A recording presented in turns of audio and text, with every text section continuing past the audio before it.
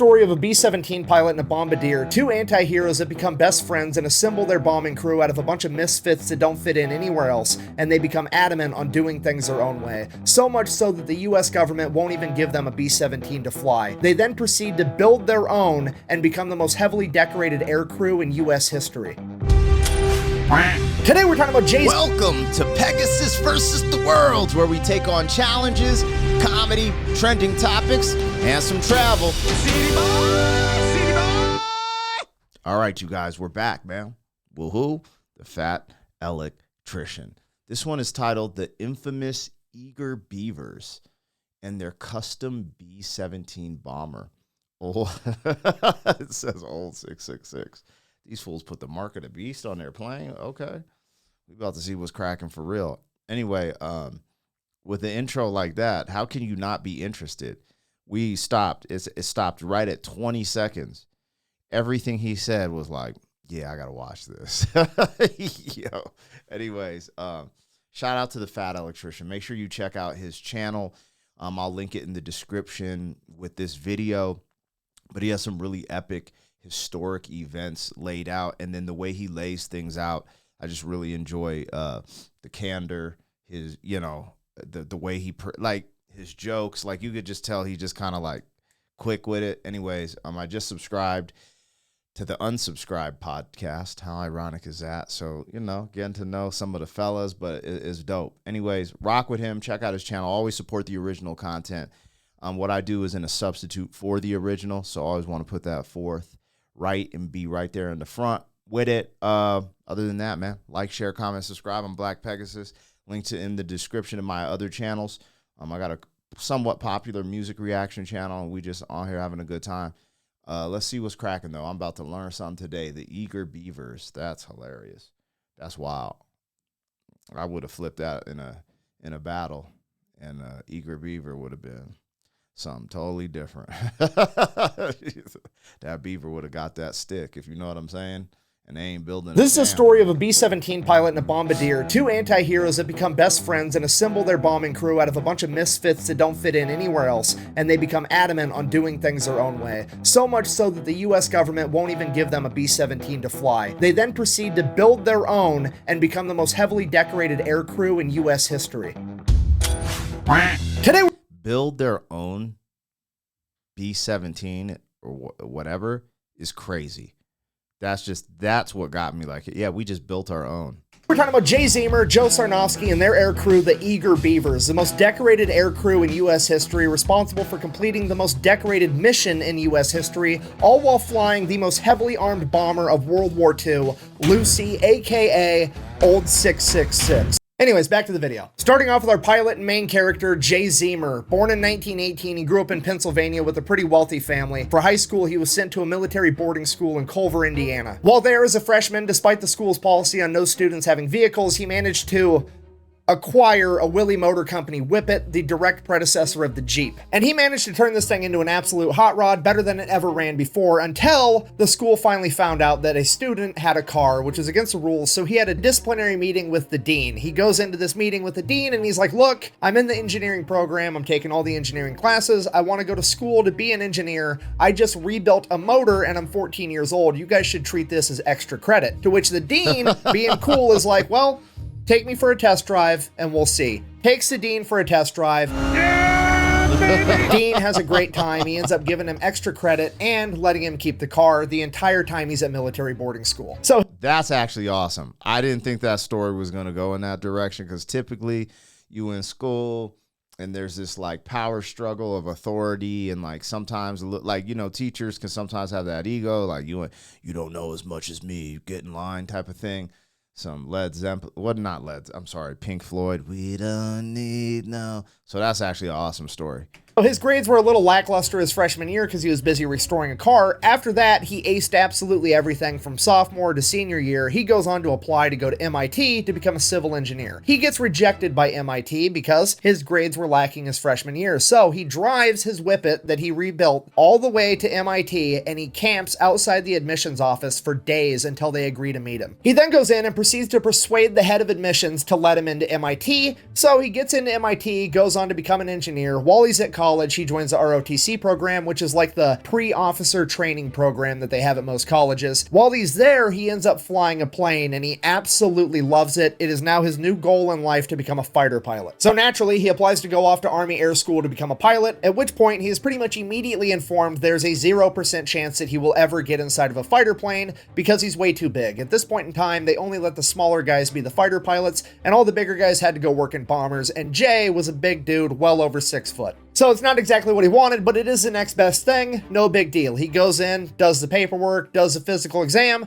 Bad news, his eyes suck, and his vision is not good enough to become a pilot. So the entire notion of being a pilot gets shelved for now, at least. He goes back to college, continues going through the ROTC program to be an Army infantry officer, and while this is going on, he's constantly researching on ways to make his eyes better, and he finally comes across this crazy optometrist named Dr. Bates, and he has the Bates method. Basically, this method wanted to treat your eyes like they were muscles. Bates believed that glasses enabled your eyes to be lazy, so he would crush his patients' glasses and then force them to do a bunch of eye straining exercises in hopes of building up better vision, similar to how you would lift weights to get bigger muscles. One of these exercises included staring directly into the sun. Obviously, with hindsight being 2020, this didn't work that well, and it certainly wasn't recommended, but the young Jay Zeamer wanted to be a pilot so bad that he was in fact willing to go outside every day and attempt to beat the sun in a staring contest. Oh, it's a deep burn. Oh, so deep. Essentially trying to give himself a cake. Hold on, I gotta just butt in because the most impeccable part about this that needs to be highlighted is this concept of do not take no for an answer, right? In context, fellas. Do not take no for an answer like as a salesman, right? There's this attitude you have where you're like, I'm going to accomplish this by any means. And this dude has this attitude from a very young age. The fact that he rebuilt a motor or this car at 14 years old is crazy. I'm thinking back when I was 14 and I just figured out how to use my dad's handy cam and I'm making karate flicks in my backyard trying to be a ninja. He's building a car at 14. So I had to let that sink in. Then we move forward, and this bro, man, is go sits out at MIT and persuades them like that's showing the tenacity and that I'm not taking your no for an answer, meaning people can say you can't do this or you can't do that. You know, that self-doubt sometimes creeps in. He's highlighting that he had none of that. None of that. No self-doubt at all. The reason I stopped it right here is because I used to just stare at the sun when I was a kid, like a doofus. I thought I had some type of superpowers and I could stare at the sun and it's going to be fine. I have great eyesight, by the way. I'm still 20/20 and I'm 45 years old. But I wouldn't recommend staring into the sun. But when he said that, I was like, I really want to hear this method and hear if it works because I have heard of eyesight games where you look at things. Also, the other thing I believe it is, you have to look at great distances to like exercise your eyes. And one of the things that people lose their eyesight, I think it's because of sunglasses, glasses, and the fact the way we live, like in cities, there's buildings blocking the far view. Also in your house, like there's a fence blocking, and actually looking at great distances and back and forth, you're actually using your eyes in a way that actually exercises them, that keeps them going. I forgot the word. I thought there's a word with the M-Y something that refers to the eyes, but this Bates guy might be onto something. Let's see what's going on here. The sun in a staring contest. Oh, it's a deep burn. Oh, so deep. Essentially trying to give himself a caveman version of LASIK. Obviously, this does not improve his eyesight. If anything, it makes it better, but it does highlight just how bad this guy wanted to be a pilot. So, World War II kicks off, standards get lowered, and he gets accepted into the bombing program. And from there, he becomes the top of his class pretty much immediately. He is so good at flying bombers that he can actually perform fighter maneuvers inside of a bomber, which is something most pilots would never even imagine. But not only is he naturally talented at it, he also works extremely hard. He could tell every single American, German, and Japanese plane and their capabilities just by their silhouette. Friend or foe?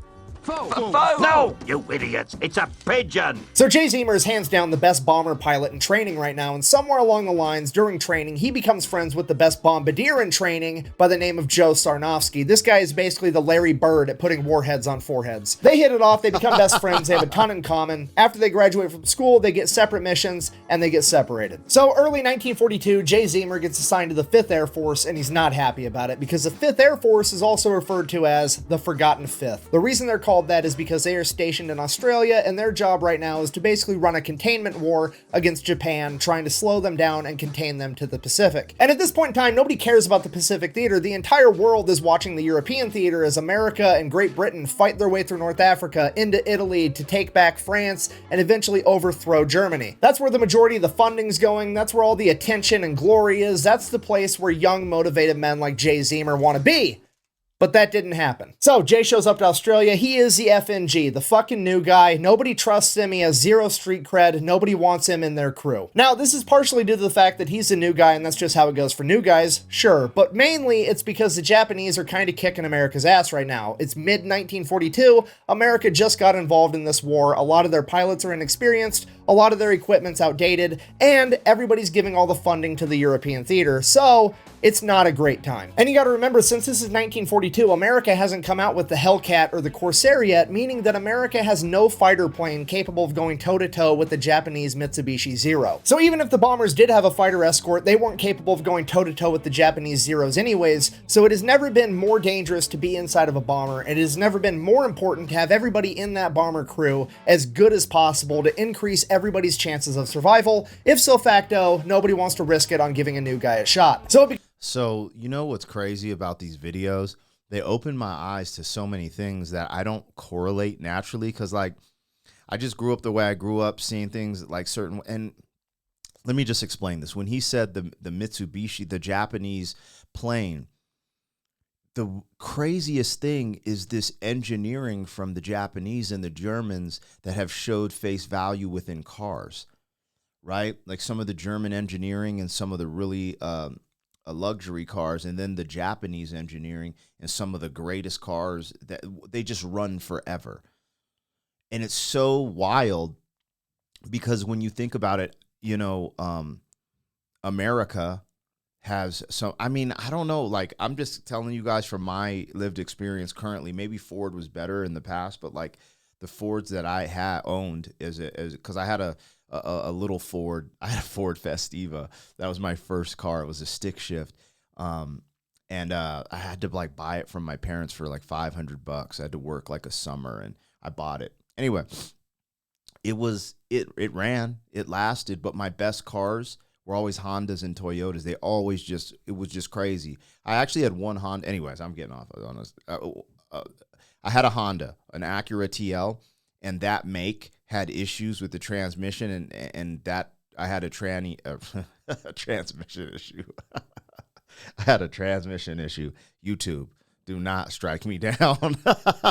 Yo, but yeah, I had a trans issue in my Acura TL. But other than that, like all my Hondas and Toyotas were like ran to like 300,000 miles type, you know, because I was a young kid, so I'm buying them used like in the late 100, like, you know, like one of them might have had like 190,000 miles, you know what I'm saying? And you just run that joint, because I was driving on tour for rap concerts all over the country, just touring out of my vehicles. Anyways, these correlations where it's like, damn, how far does this engineering go back? And a lot of it goes back to these world wars and different stuff. It probably goes back further than that, but seeing that correlation is just wild. Also, the fact his name is Jay Zeamer, and I just think of Jay-Z, I'm like, that's funny. Anyways, let's go. It becomes apparent to Jay early on that if he ever wants to get up in the air, he's going to have to do some gangster shit. So he goes over to the bulletin board, and on that bulletin board are the missions that are deemed so incredibly dangerous that they are volunteer basis only, and he starts volunteering for all of them, filling in any position where he's needed. The majority of these missions would wind up being reconnaissance missions, which is where they're going to take a B17 Flying Fortress. Instead of filling it with bombs, they're going to fill it with extra fuel tanks, equip it with cameras, and send it way off into enemy-held territory all by itself, himself to hopefully get some valuable intel. Now, as I'm sure you can imagine, a single bomber flying alone in enemy-held territory is extremely dangerous, and nobody is about to let their pilot or co-pilot be the brand new guy fresh out of school, so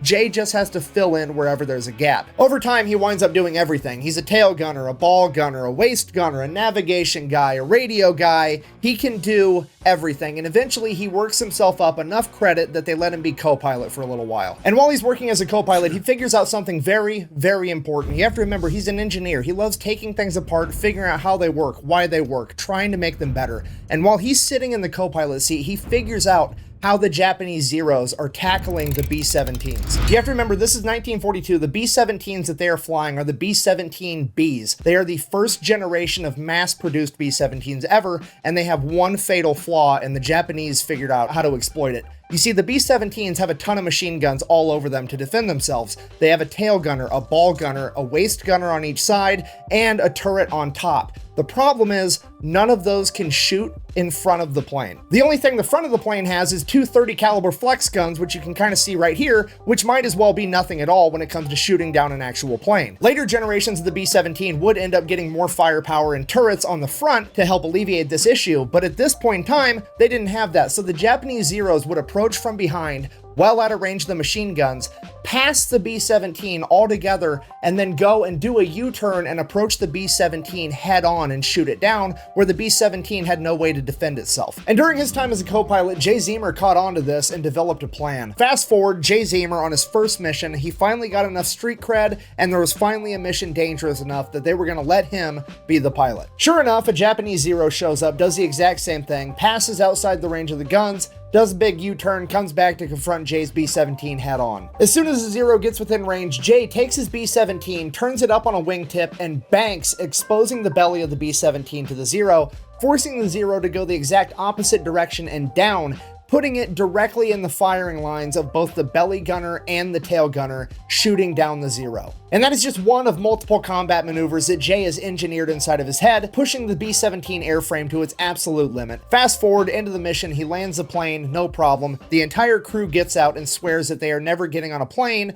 with Jay Zeamer flying it ever again. And that becomes the new norm for a couple months. Jay went from the new guy that nobody trusted to fly to now he's so good, he's crazy, and we're scared to fly with him. That was until a bunch of new reinforcements showed up on the island, and among them was none other than his best friend, Larry Bird. Joe Sarnofsky. So Jay and Joe start volunteering to go on a bunch of dangerous missions together. Same thing happens every time they fly on a mission. Pretty much everybody else on the plane refuses to ever go on a mission with those two ever again because they're absolutely crazy. But every once in a while, they find somebody just crazy enough to keep flying with them. And over the course of a couple months, they build up an entire air crew that starts volunteering together on every dangerous mission available, earning them the nickname the Eager Beavers. Making up the team, we have Bud Thule, apparently the only man smart enough to be a navigator and crazy enough to fly with these guys. And then, of course, we have Jay Zeamer as the pilot, Joe Sarnofsky as the bombardier, and from there it just gets completely out of hand because after that we have the radio expert, William Vaughn, aka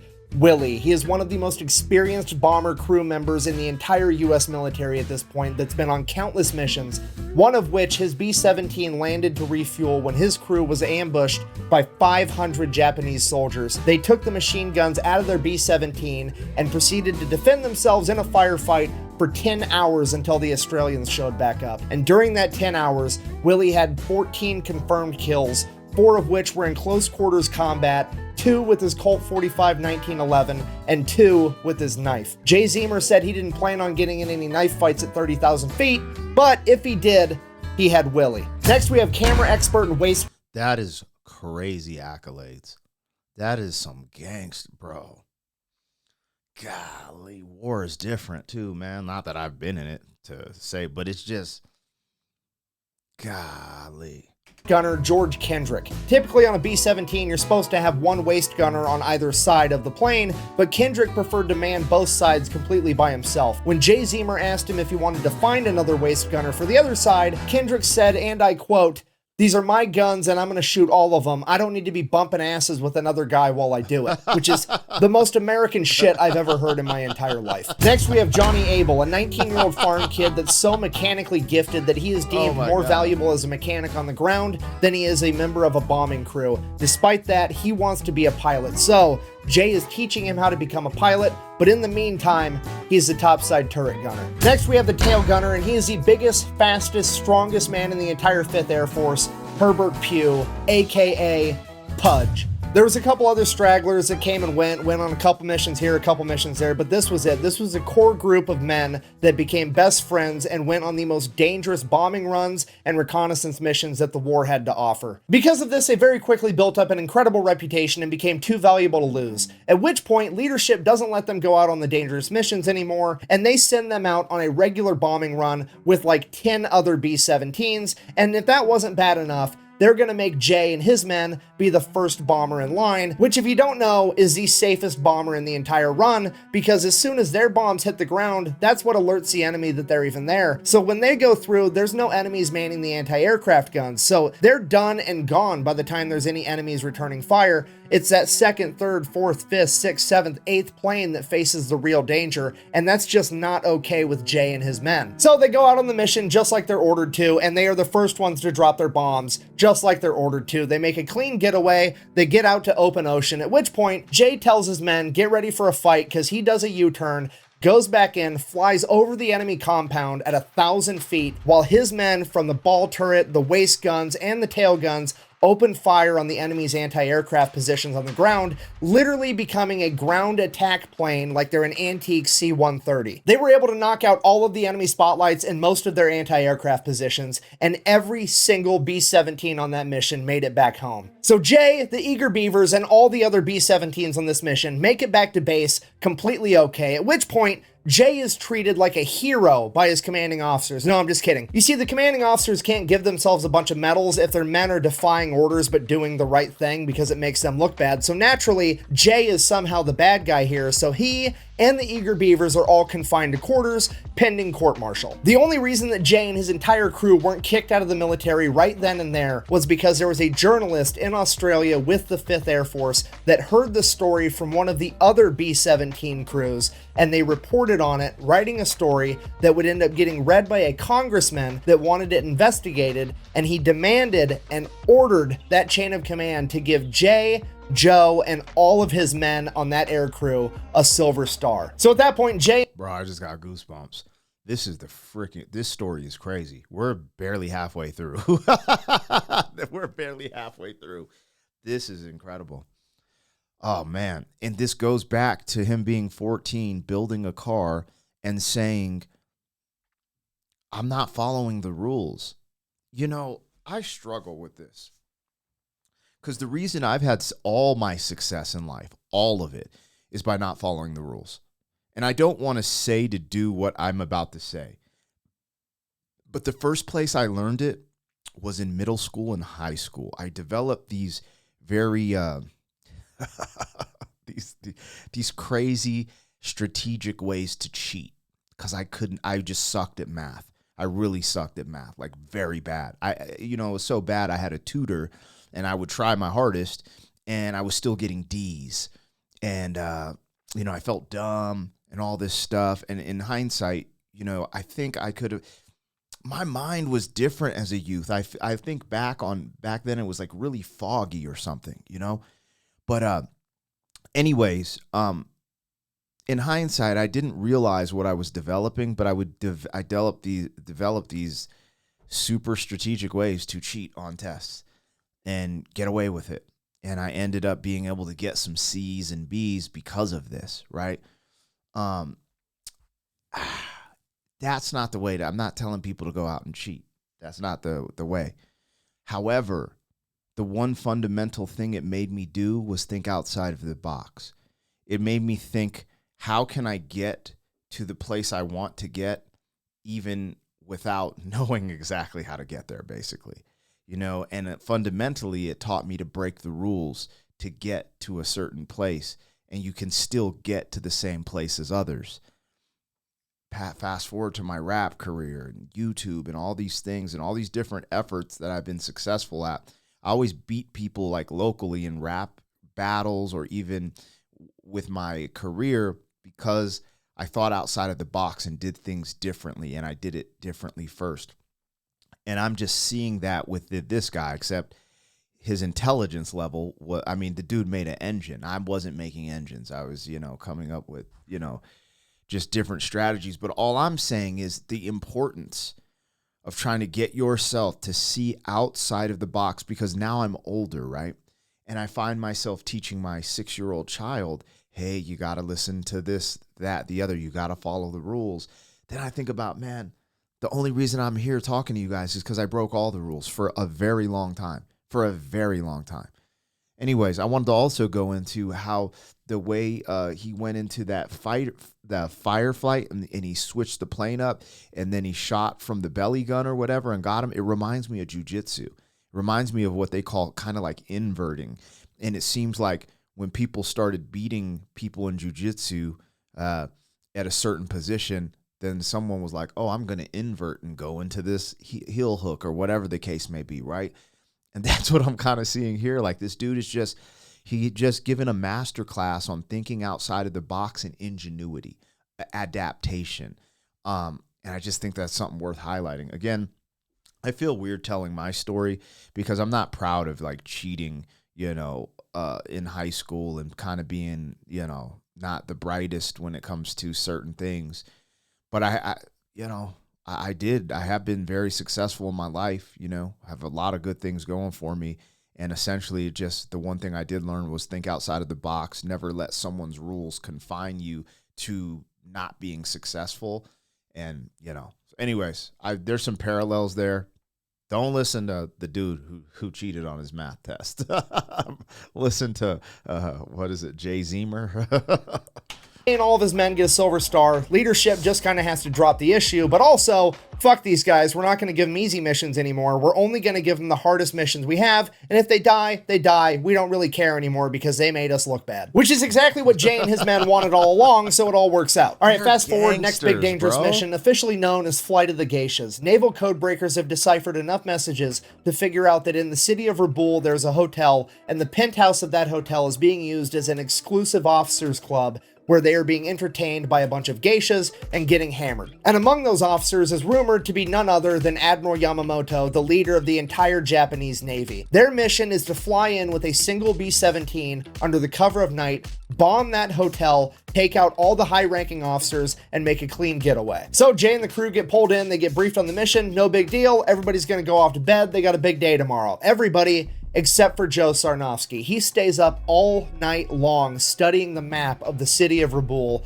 Nobody knows why. They just think he's overcautious. They go to bed. Joe stays up. Fast forward the next day, they take off on their mission. Jay flies them all the way there, gets them real close to the hotel, at which point Jay can actually send the controls of the plane over to Joe Sarnofsky in the bomb bay, so Joe can control the plane and really line up the shot that he wants with this bomb. So Jay sends the controls over to Joe. Joe opens the bomb doors and veers way off course, miles and miles off course, like 10 miles off course. Joe steers this plane, essentially blind, driving the plane just from what he can see outside of the bomb bay. And then, before anybody even knows what's happening, Joe just says bombs away, drops the bombs on a seemingly random location, and sends the controls back over to Jay. Everyone is completely confused. Nobody knows what's going on. The bombs make impact, and there is a humongous explosion, way bigger than this 500-pound bomb could have ever done on its own. Joe had just hit a major ammunition depot for the entire Japanese Navy, and his single bomb set off a chain reaction, blowing up the entire facility. Come to find out, Joe Sarnofsky didn't feel right about killing innocent geisha girls, and he decided that he was going to find a target that was just as, if not more valuable than the officers club, and blow that up instead. So they make it back to base, tell leadership everything that happened, and leadership is absolutely furious that they decided to do their own thing instead. They interrogate the entire crew, but nobody is ratting on Joe Sarnofsky. Yeah, something, didn't you, Jerry? I did not say nothing, man. Why you always... I did. What you say? I told him I was banging your wife. So as a punishment, they're ordered to do the mission again, and this time do it right. But that is essentially a death sentence, because now they know that the Americans are bombing the city and they're going to be on high alert. So they're just going to do it anyways, and I think leadership was actually trying to get them killed, but it's not really going to work out that way. So crew goes to bed early. Joe Sarnofsky stays up all night again, studying the map of the city of Rabaul. And yet again, the same exact thing happens. Jay gets him all the way there completely undetected, sends the controls of the plane over to Joe. Joe opens the bomb bay, veers way off course, miles and miles off course, bombs a seemingly random location, and there is an even bigger explosion than the day before. It is an enormous explosion. Jay had just taken out a major fuel depot, again, for the entire Japanese Navy. They make their way back to base, at which point they are effectively grounded, and leadership will never give them a B-17 to fly again because... Hold on, man. This is literally some movie This is the craziest shit I've ever heard, man. This is just out of control. Y'all are probably getting in the comments like, oh, there is a movie about this. Well, I ain't seen it, and I'm there for it. See this, bro, I'm going to say this real quick. If there ain't a movie about this, and the fact that they're remaking all this woke nonsense and all this blah, blah, blah, like, it's just, it's so cringe. It's so cringe watching Netflix. Ugh, you know, I'm just like, why aren't we remaking some gangster war movies like this? You know, just, bro, this is absolute, like, you know the Dan Daly story, right? Isn't he the HOA guy? Like, imagine a movie with Clint Eastwood as Dan Daly. Yo, fighting against the HOA. You know what I'm saying? Like, what are we doing, bro? This is crazy. This is a great story, man. We 20 minutes in. We still got 15 minutes to go. And I've been watching this bit almost 30 minutes now. Because they refuse to follow orders. And they are given absolutely no credit for single-handedly bombing major fuel and ammunition depots in the city of Rabaul. All right, so leadership's being a bunch of dicks. They're not going to let Jay and the Eager Beavers fly any more of the good B-17s, which sucks because at that point, there's really nothing that they can do unless they plan on building their own airplane, which is exactly what they do. So Jay and the Beavers go out to the boneyard, and the boneyard is not just where planes go to die. They go there to be cannibalized for any good parts they may have left to keep all the other planes still running.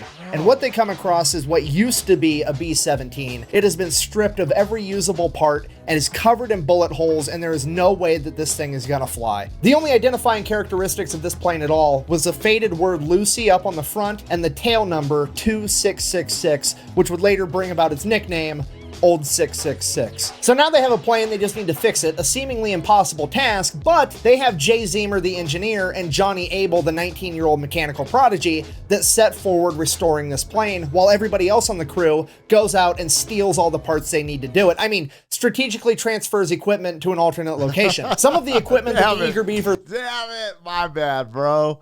I should have worn my steel shirt, you guys. I got the steel... the Fowler Electrician steel shirt. I wear it every now and then. Damn it. I didn't know. I should have wore it for this one.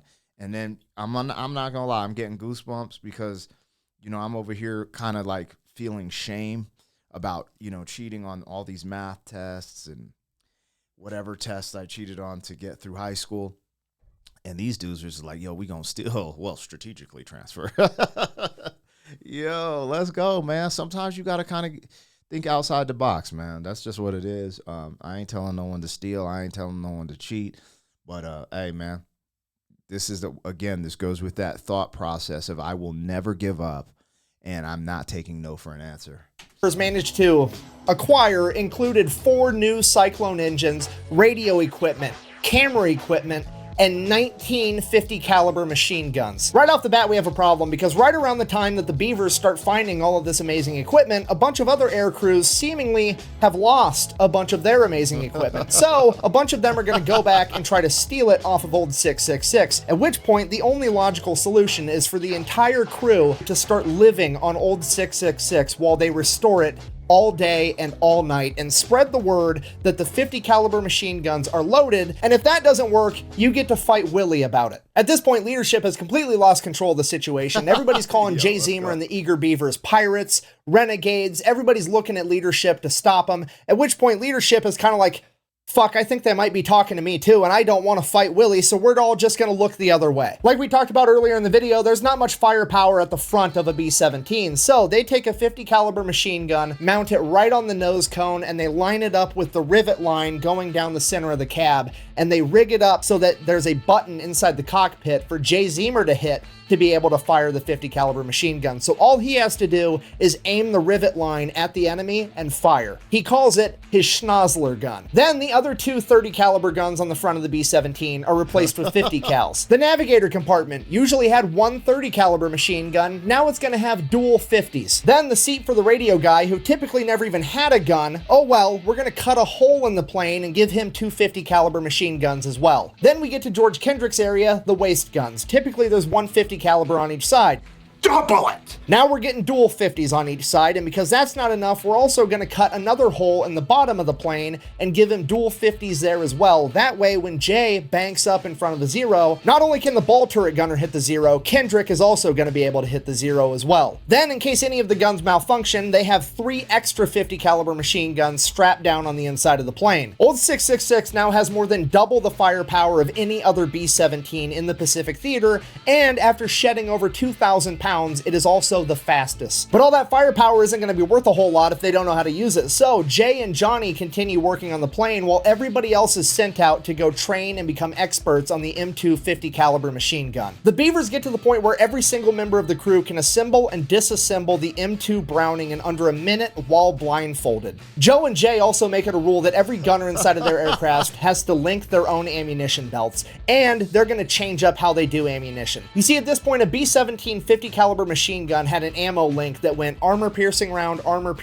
incendiary round, tracer. If you don't know, a tracer is like the little one that looks like a laser beam coming out from Star Wars. They do that so that you can tell where your fire is going and so that your friends can see where your fire is going. They start linking their ammunition so it's armor piercing round, tracer round. And they do this for psychological warfare, because when you're shooting every other round as a tracer round out of a machine gun, it is going to look like old 666 is something out of Star Wars, straight up shooting laser beams at the enemy.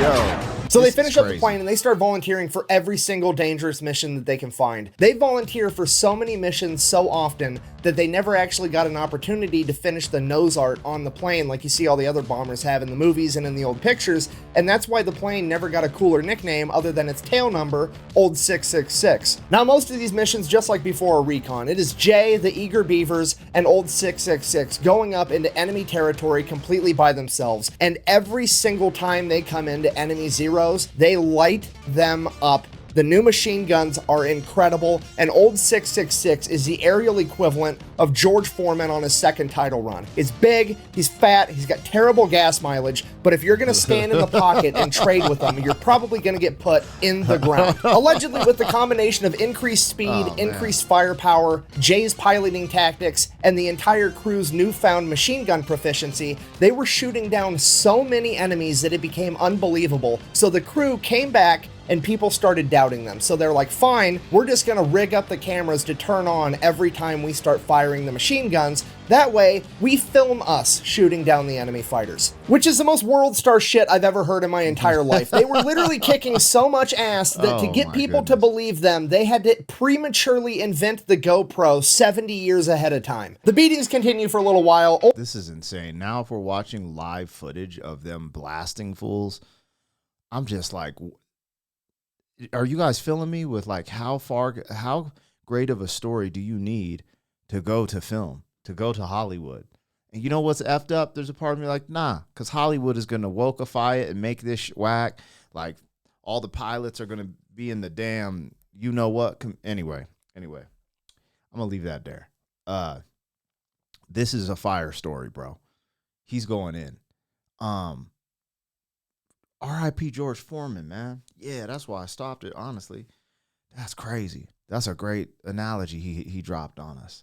Old 666, the eager Beavers, and Jay Zeamer build up this enormous reputation, and eventually leadership would approach Jay with the most dangerous mission he'd ever heard of. Alright, so here's a mission. The Marines are going to make a 40,000-man amphibious landing in Bougainville, but before they do that, they wanted to get aerial footage over the coastline because they wanted to find out where all the reefs were so the Marine Corps didn't get caught up on the reefs with their amphibious landing vehicles. The problem with that is the only way to get enough high definition in that footage to be able to see reefs that are underwater is to use a trimetragon camera setup, which is 3 cameras where they merge all the footage together. And the only way to actually film this and make it work is to fly in a perfectly straight line under perfect weather conditions, and they can't move the plane at all. Even a single degree of tilt would ruin the entire thing. And in order to film this coastline, they're gonna have to do that for 22 minutes straight in enemy territory, and that enemy territory may or may not have enemy fighters and anti-aircraft guns on the coast. And if there is anti-aircraft guns on the coast, it's pretty much game over, because again, they have to fly in a perfectly straight line for 22 minutes straight in broad fucking daylight. The worst gunner on the planet has enough time to get dialed in and shoot them down. And that's assuming they even make it to the coastline, because Bougainville is 600 miles into enemy-held territory. Because of this, the leadership only approached Jay with this mission because they were just hoping that he would pilot it. They never in their wildest dreams imagined that his entire crew would volunteer to go on this mission because it had such a low chance of survival. Despite that, after— Bro, this is insane. This is absolute loony business. This is the final boss. Like, I can't even believe we made a movie, Top Gun, before this. This don't even make sense, bro. Like, if they complete this mission, that's insanity. This is absolutely haywire. Briefed on the entire thing, Jay rushes over to the barracks where the Beavers are, briefs them on the entire thing, and he's like, look, I'm calculating there's like a 10% chance that we survive this. I don't expect any of you to go with me. I don't blame you if you don't in any way, but if you do want to volunteer, there's nobody I would rather have up there with me than you guys. At which point, every single one of the eager Beavers stands up, and they're going with him.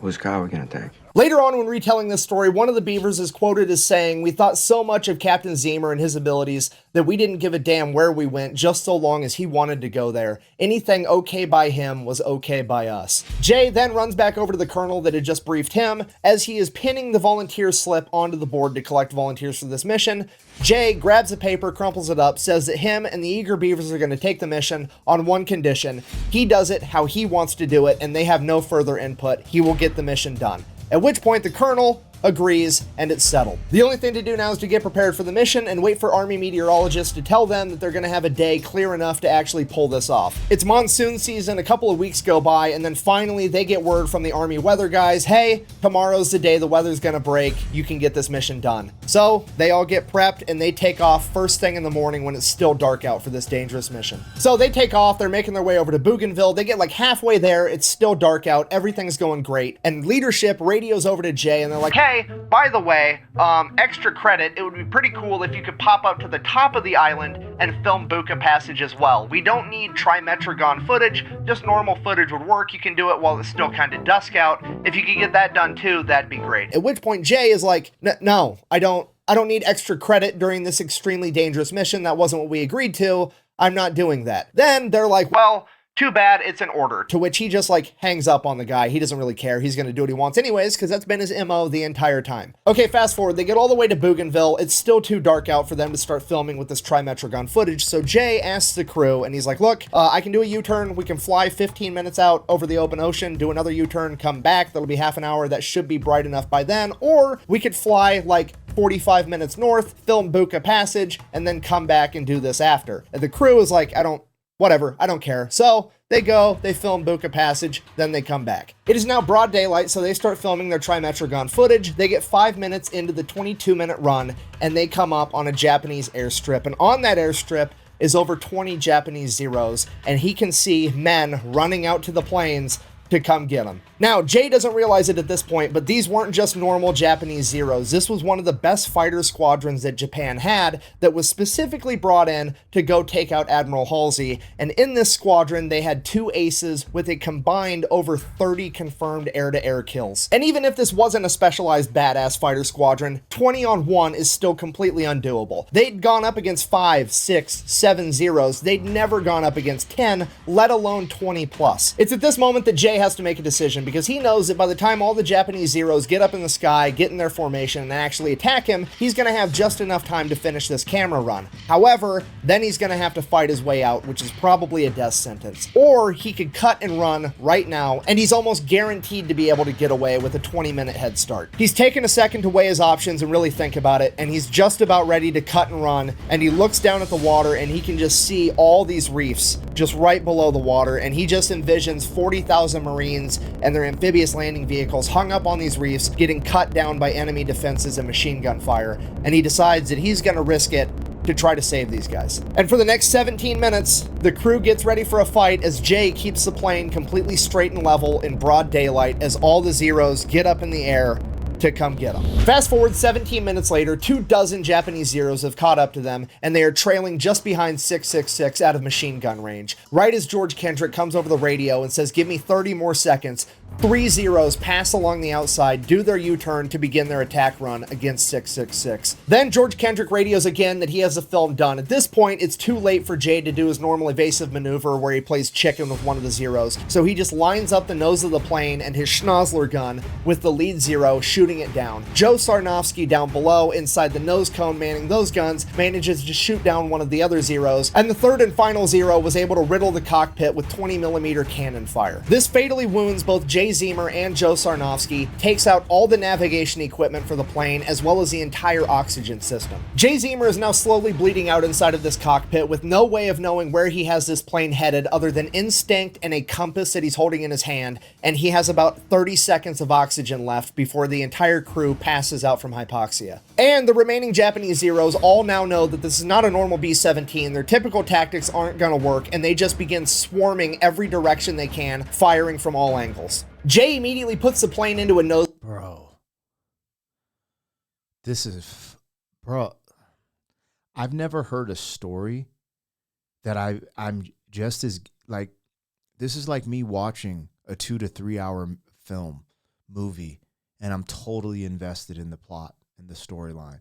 I see it all in my head. It's all unfolding.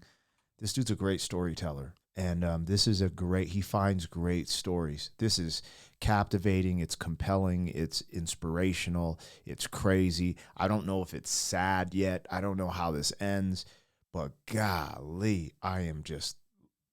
now know that this is not a normal B-17, their typical tactics aren't gonna work, and they just begin swarming every direction they can, firing from all angles. Jay immediately puts the plane into a nosedive, desperately trying to get below 10,000 feet so him and his men can breathe with the oxygen system down. He drops 15,000 feet in just under 30 seconds. That is over 3 miles.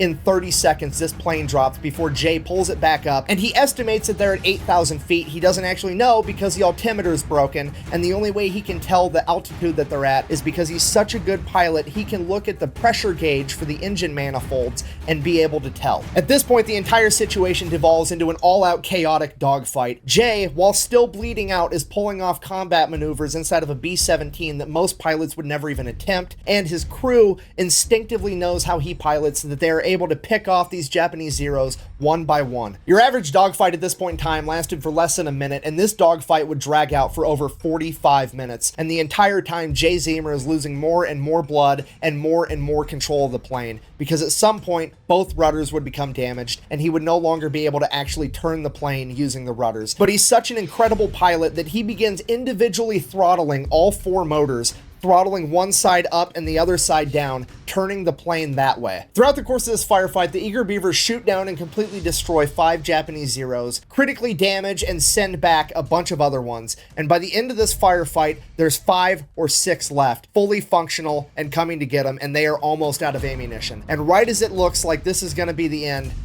The Zeros peel off and do a U-turn as they have to go back because they've ran out of fuel. At this point, Jay Zeamer passes out and the co-pilot is finally allowed to take over the aircraft, something that Jay Zeamer refused to let him do in the heat of the fight. For the entire flight back, Jay is coming in and out of consciousness, and the last thing he remembers is them landing and the ground crew rushing in as he hears the medics say, "Get the pilot last, he's already dead." He would wake up in the hospital days later to find out that he had lost over half the blood in his entire body.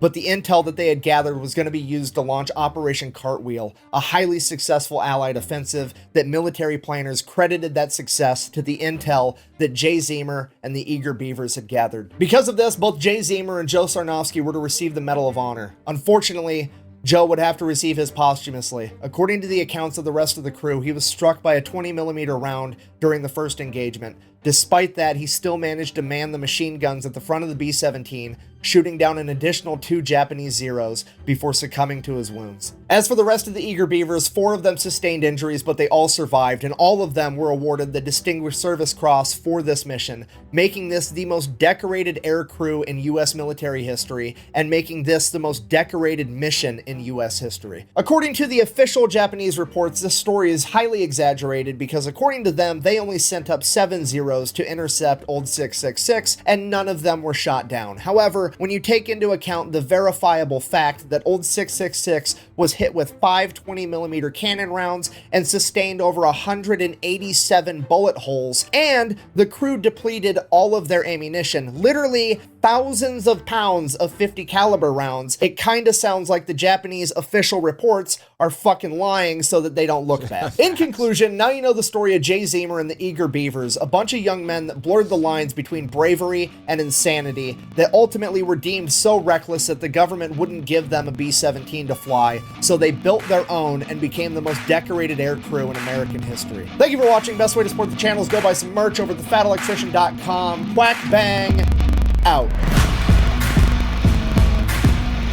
That was a long video this time around. When you're editing this one in post-op, just cut out all the parts where I got teary-eyed. Those weren't emotions. My office is infested with onion cutting ninjas.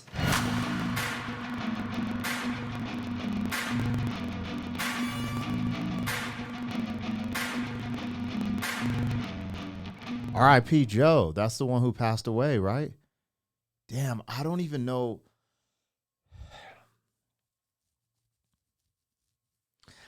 Again, I'm literally in shock and awe at that story.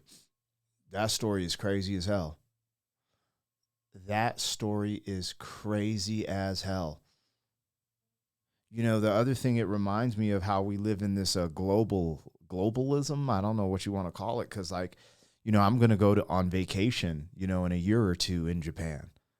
You know, they're like a pretty cool ally, you know, and just thinking about Pearl Harbor and this beef, like, it's just like thinking about them, us just banging. And honestly, it just reminds me of my brother when we were growing up. There was this kid at school, and him and the kid got in a fight the first day, and it was kind of like a bad fight. And then they became best friends.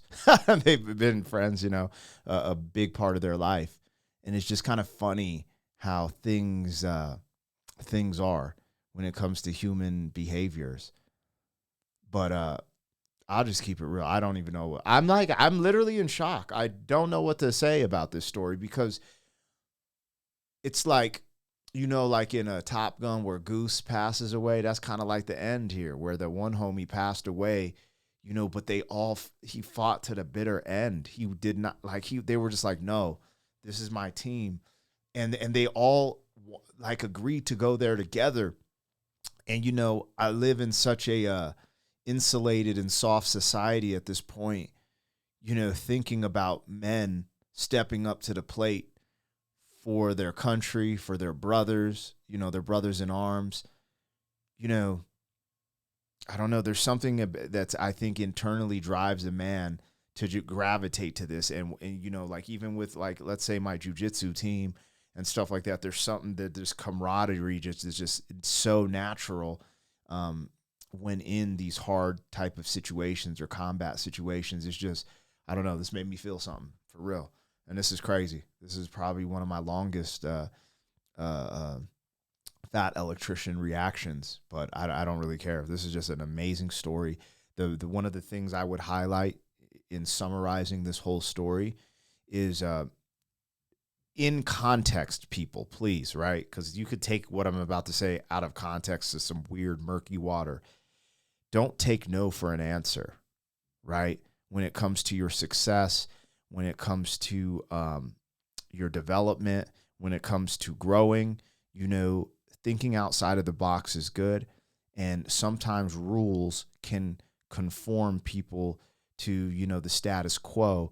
And everyone who was great, who was elite, and I ain't talking about the elite globalist, but like an elite person, a champion, the best of the best, has to break out of that set of rules or box that people put you in with rules or a narrative or a way of thinking. And I think that was the biggest thing we could have highlighted in this story. Other than we're not talking about the bravery, the honor. There's so many different things here, but I'm gonna summarize with that and tap out, man. That was great. It was freaking great, bro. Sheesh. City boy! Yikes. City boy!